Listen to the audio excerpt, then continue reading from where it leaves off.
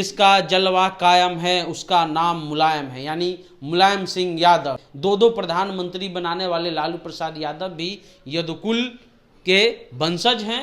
आरक्षण हो चाहे मंडल कमीशन हो, जिसने पिछड़ों की जिंदगी बदल दी, उसमें शरद यादव का अहम रोल है। जो हमारे जवान शहीद हो जाते हैं, उनकी जो बॉडी है घर पर आने की व्यवस्था सबसे पहले मुलायम सिंह यादव ने ही किया था। राम लखन सिंह यादव को शेरे बिहार कहा जाता था। लालू प्रसाद यादव आते हैं और दलितों के लिए खास करके एक व्यवस्था बनाते हैं। यह भी कहा जाता है कि मुख्यमंत्री के रूप में जा करके जो दलित बस्तियां होती हैं वहां पर खड़ा होकर के टैंक ले जाते थे, उनका बाल खुद झाड़ते थे, लोगों को कहते थे कि पढ़ना है। और उन्हीं का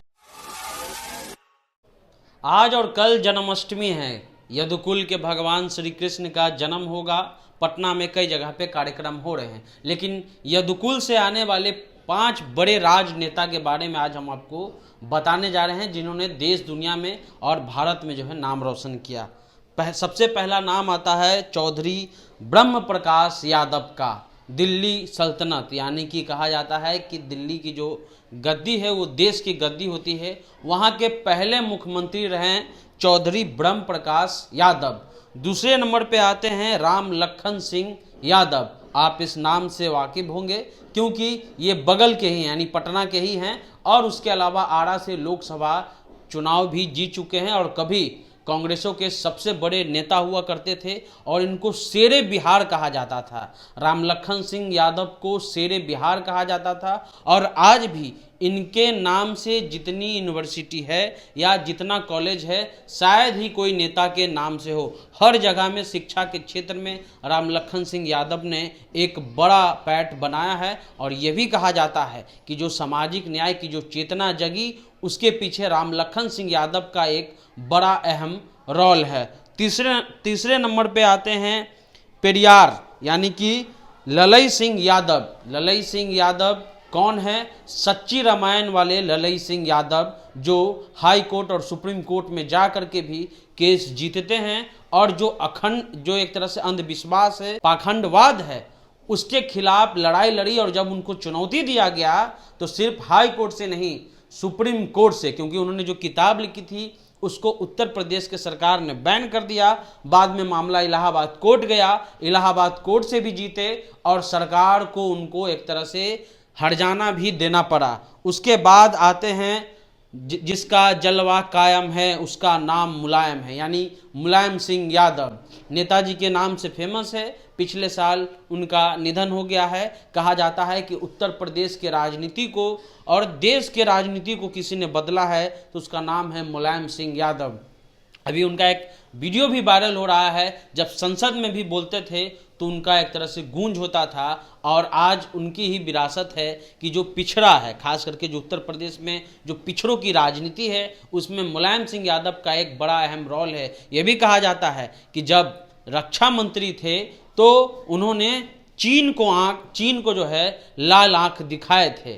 और उसके अलावा जो हमारे जवान शहीद हो जाते हैं, उनकी जो बॉडी है घर पर आने की व्यवस्था सबसे पहले मुलायम सिंह यादव ने ही किया था। कहा जाता है कि मुलायम सिंह यादव को नेताजी के नाम से तो कहते ही हैं, लेकिन साथ में वहाँ इनको कहा जाता है कि वहाँ पिछड़ों के भगवान के रूप में भी उत्तर प्रदेश में माना जाता है। उसके बाद लालू प्रसाद यादव बिहार के राजनीति के केंद्र बिंदु, और फिलहाल देश के राजनीति के केंद्र बिंदु है लालू प्रसाद यादव। सामाजिक न्याय के सबसे बड़े पुरोधा कहे जाते हैं। कहा जाता है कि 90 से पहले जो बिहार था, जहां पे पिछड़ों को दलितों को खटिया पर बैठने नहीं दिया जाता था, उस एवज में लालू प्रसाद यादव आते हैं और दलितों के लिए खास करके एक व्यवस्था बनाते हैं। यह भी कहा जाता है कि मुख्यमंत्री के रूप में जा करके जो दलित बस्तियां होती हैं वहां पर खड़ा होकर के टैंक ले जाते थे, उनका बाल खुद झाड़ते थे, लोगों को कहते थे कि पढ़ना है।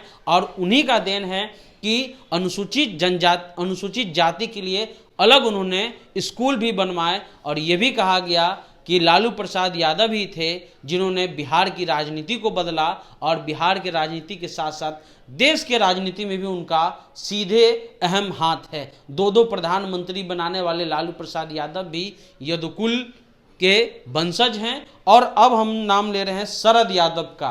मध्य प्रदेश से आकर के शरद यादव, आरक्षण हो चाहे मंडल कमीशन हो, जिसने पिछड़ों की जिंदगी बदल दी, उसमें शरद यादव का अहम रोल है। और शरद यादव ही वो नेता हैं जिन्होंने महिला आरक्षण के नाम पर कहा था कि देखिए, अगर आपको महिला को आरक्षण ही देना है तो आरक्षण जो है उसमें भी आपको वर्गीकरण करना होगा, क्योंकि हम चाहते हैं, वो कहते हैं कि हम चाहते हैं कि सुषमा स्वराज भी संसद पहुंचे, लेकिन हम चाहते हैं कि पत्थर तोड़ने वाली भगवतिया देवी भी जो है वो संसद पहुंचनी चाहिए। या एक तरह से कहा जाए कि जो मुसहर समाज की महिला है या जो पिछड़े समाज की महिला है, चाहे वो फूलन देवी हो, सब संसद पहुंचे, उनका ये कहना था। उसके बाद हम लोग आते हैं भूपेंद्र यादव पर। कौन है भूपेंद्र यादव? प्रधानमंत्री के सबसे करीबी, मौजूदा जो प्रधानमंत्री हैं देश के नरेंद्र मोदी, उनके सबसे करीबी माने जाते हैं। कहा जाता है कि राजनीति का चाणक्य भी इनको कहा जाता है।